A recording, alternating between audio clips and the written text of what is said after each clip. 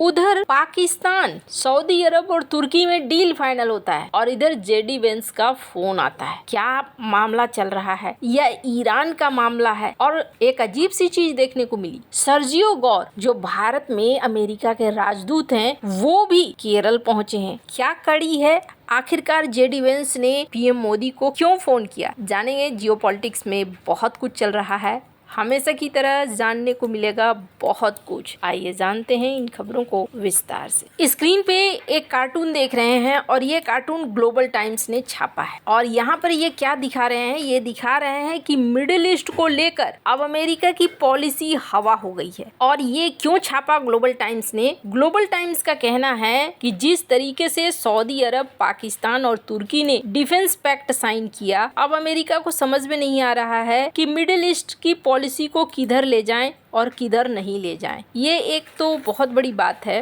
और ये देखने को भी मिल रहा है। ईरान युद्ध के बाद ना एक बहुत बड़ा बदलाव देखने को मिला। ईरान युद्ध के बाद मिडिल ईस्ट में बहुत सारी चीजें बदल भी गई। मिडिल ईस्ट को ये भी लगने लगा कि हम सिर्फ अमेरिका के भरोसे नहीं रह सकते हैं और पाकिस्तान का रोल भी बढ़ा। खैर, अब जहां एक तरफ ये सब कुछ देखने को मिल रहा है कि मिडिल ईस्ट में फंसा हुआ है अमेरिका, तो वहीं ईरान युद्ध के लिए अब उनके देश के अंदर भी दबाव बढ़ने शुरू हो चुके हैं। ईरान युद्ध तुरंत खत्म करे। डेमोक्रेट सांसद लड़ाई के खिलाफ अब जॉइंट रिजोल्यूशन लेकर आए हैं। यानी संसद में भी एक दबाव बनना शुरू हो रहा है और ईरान के लिए जो सीज फायर की डील है वो अभी कहीं भी ढंग से होती हुई नहीं दिख रही है। तो यहाँ कहानी यही दिख रही है कि ईरान युद्ध में अमेरिका बुरी तरीके से फंसा हुआ है। और इस बीच भारत में अगर सर्जियो गौर को देखें तो सर्जियो गौर का एक अलग ही पैटर्न देखने को मिल रहा है। Sergio Gaur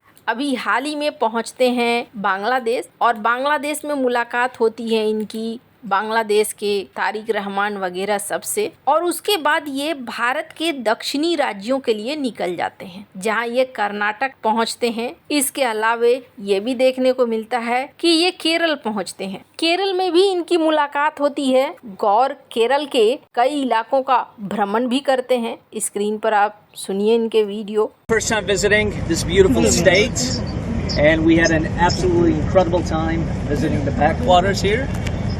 It's a great place to visit and I'll highly encourage a lot of other people to come here and visit.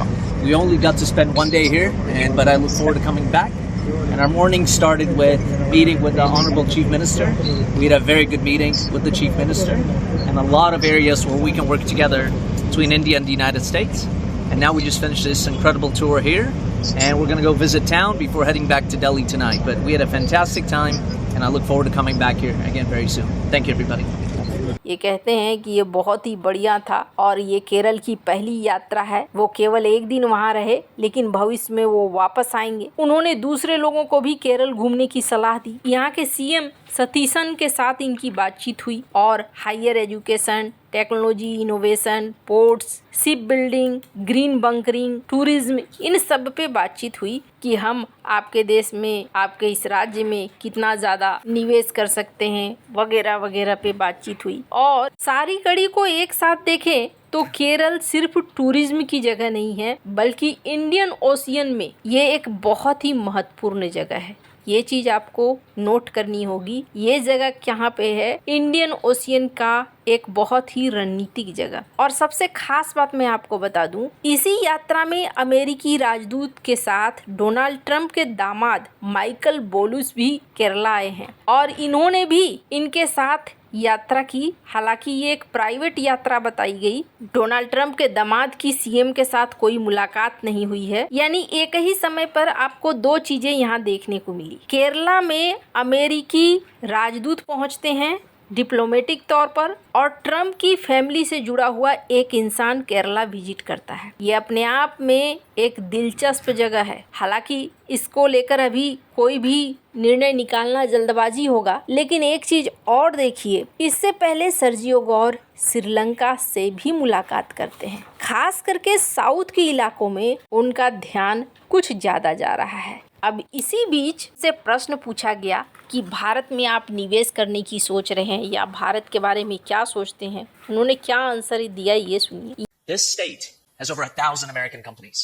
There's not a lot of places in the world that can say that. And that is growing day by day. Every single day at the embassy, I have American companies coming over and meeting and asking, is India the place for us to be at?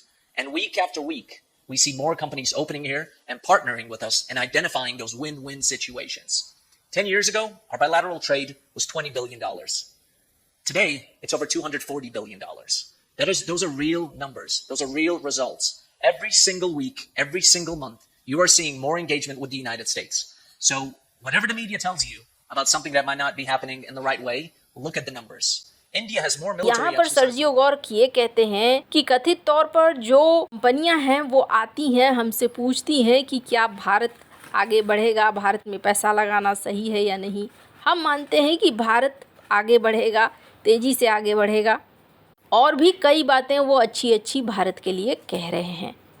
अब इसी बीच JD Vance का भी phone आता है, और ये जो JD Vance का फ़ोन आता है ये एक ऐसे समय में आया जिस समय में मैंने कहा कि उधर गठबंधन बन रहा है, और दूसरी बात भारत में FCRA को लेकर बातचीत चल रही है। फिलहाल के लिए FCRA पर डिस्कशन अभी होना बाकी है, पर यहाँ देखने को मिला कि कई सारे क्रिश्चियन ग्रुप के गुरुओं ने मुलाकात की अमित शाह से, अपनी बात रखी। स्क्रीन पर इस वीडियो को देख सकते हैं जहाँ उन्होंने अपने विचार रखे। हमने एक और चीज नोटिस किया था कि अमेरिका की तरफ से भी एक सांसद ने FCRA को लेकर अपने बयान दिए थे, पर यहाँ जेडी वेंस और PM मोदी में जो बातचीत हुआ है उसमें कहा जा रहा है कि जेडी वेंस ने PM मोदी को फ़ोन किया और दोनों नेताओं ने भारत और अमेरिका के ग्लोबल स्ट्रेटेजिक पार्टनरशिप को और मजबूत करने के लिए चर्चा किया है। व्यापार में, डिफेंस में, क्रिटिकल टेक्नोलॉजी में, एनर्जी सिक्योरिटी में, क्रिटिकल मिनरल में। लेकिन इस फोन कॉल में एक दिलचस्प बात और थी।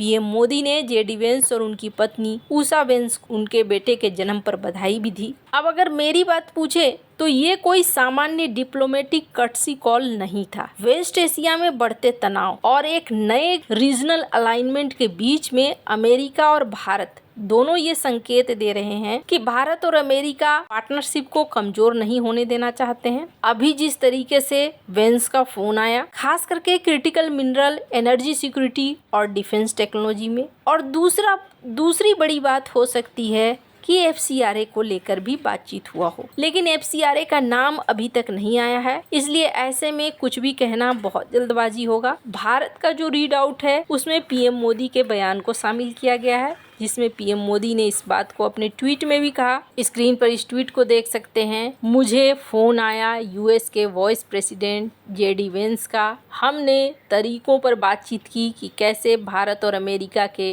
ग्लोबल रणनीतिक पार्टनरशिप को कई एरिया में बढ़ाया जा सके। और उसके बाद उन्होंने एक साधारण लाइन लिखी है कि मेरे तरफ से बधाइयाँ सेकंड लेडी को उनके बेटे के जन्म पर, पूरे परिवार को बधाइयाँ। तो बहुत ही शॉर्टकट में ये गए हैं, यहाँ पर बहुत ज़्यादा कुछ नहीं लिखा गया है। अमेरिकन रीड आउट आना बाकी है। अब उस रीड आउट में क्या बातचीत होती है वो देखने वाली बात होगी। आपको क्या लगता है ये पूरा डिप्लोमेटिक सिग्नल कहाँ जा रहा है? कमेंट कर अपनी राय जरूर बताएं। जल्द मिलते हैं अगले वीडियो में नई खबर के साथ।